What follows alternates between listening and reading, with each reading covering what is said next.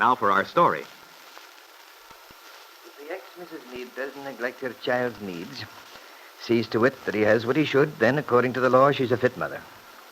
And the only thing which would make her unfit, in the law's eyes, would be the charge of conduct unbecoming a mother. I think you understand, Mrs. Calvert. Angus McKillop looked gravely at the woman who sat next to him on the bench. It was almost 10 o'clock at night. The attorney had gone to the square opposite the Wakefield courthouse in answer to an unsigned letter which stated that the writer had important information in connection with Bill Meade's suit for custody of his baby son.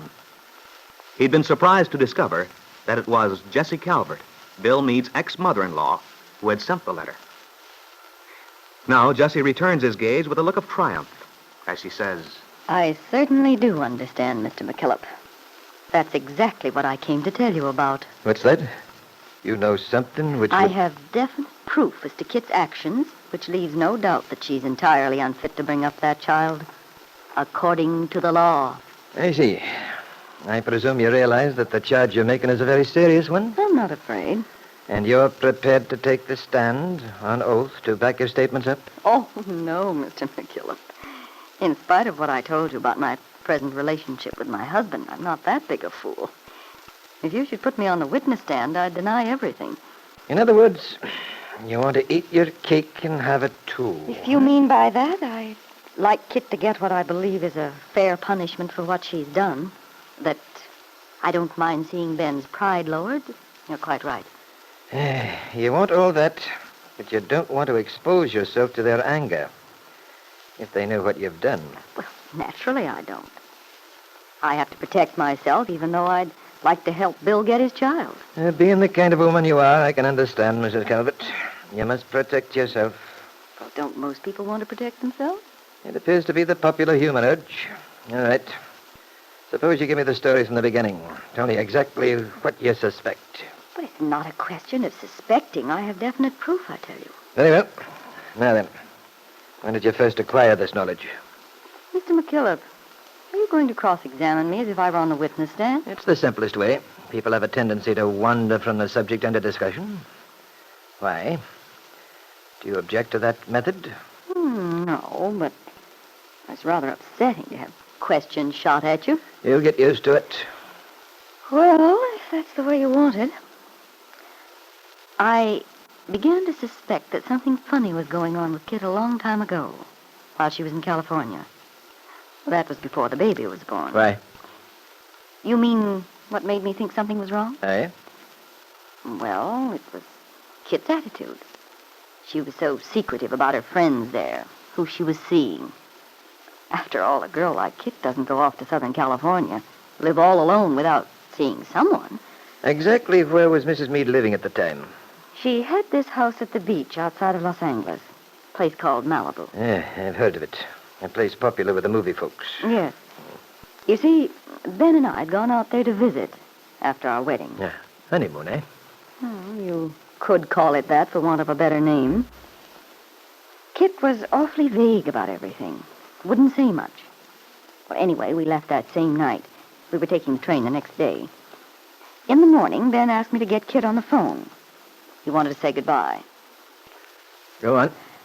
The housekeeper answered. She told me Kitt couldn't come to the phone. Then all of a sudden she said, wait a minute. I think I see Mr. Cromwell walking on the beach. Would you like me to call him? Well, I said no and hung up. Who's this Mr. Cromwell? What's he got to do with it? Paul Cromwell was an old admirer of Kitt's. Well, in fact, you might say he'd been much more than that. Much closer at one time, when she was in New York. That was what struck me as odd. The fact that Kitt never mentioned he was there, living right next door. She hasn't mentioned it to this day. I know why now. You mean, you think you do? Is that it? You've put two and two together? I know. Kitt didn't mention Paul's being there because she had a guilty conscience. She didn't dare let her husband, Bill, find out. Or anyone else. You see, Mr. McKillop, the house was leased in Paul Cromwell's name. He was paying the rent on the house she was living in. He was in and out of that house. It wouldn't make a very pretty story in court, it seems to me. So that's it. And you say you know this for a fact? It could be proved according to your belief? Yes, it could be. It already has been by a firm of private investigators in Los Angeles, California. A little while later, Jessie Calvert and Angus McKillop concluded their conversation, and Jessie walked home to Ben's luxurious house on 11th Street. As she paused on the broad front terrace of the house, she noticed the glow of a cigarette from the porch swing to her right. Now she walks on toward the swing. Well, good evening, Kitt. Good evening, Jessie. Well, what are you doing out here in the dark? Gazing at the moon? If you like. What were you doing roaming around town by yourself at this hour? Oh, just went for a little walk. Why? Seems an odd hour for exercise. Well, it's only 10 o'clock. Nevertheless, I'm sure Dad wouldn't approve. It's lucky for you he's over in Huntsville. Since when have you taken such a burning interest in your father's welfare, Kitt? The last time we talked, you were absolutely furious with him. Oh, by the way, did you ever win that argument? I don't know what you're talking about. Oh, yes, you do. The fight you two had because you want to leave town and take Ben's grandson with you. He's not Dad's grandson. He's my son. Well, for goodness sake, isn't it the same thing? No, it isn't. There's a big difference. Oh, don't tell me this is maternal pride. Jessie, I came out here to be alone. So if you don't mind... Oh, now calm down, Kid. Gracious. Your temper gets worse every day. And I think I know why now. I was puzzled for a while, but I'm not anymore. You don't say. I'm surprised Ben hasn't guessed by now why you've been in such a black mood these last months. Why you've been so nervous, frightened. Poor man. He's all confused about it, and yet the reason's so obvious. Is it? Why, certainly. It's all this business about the baby. Keeping custody. You know very well that Bill has a lot on his side.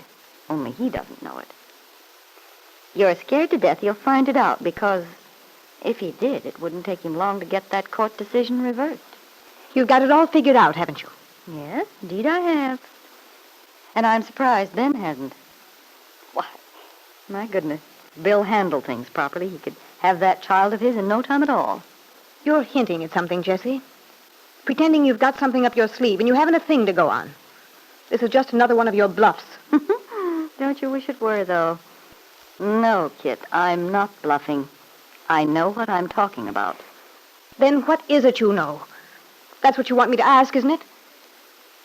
Is there something to know, Kitt? Oh, now you're changing your tune when I come right out and call your bluff. No.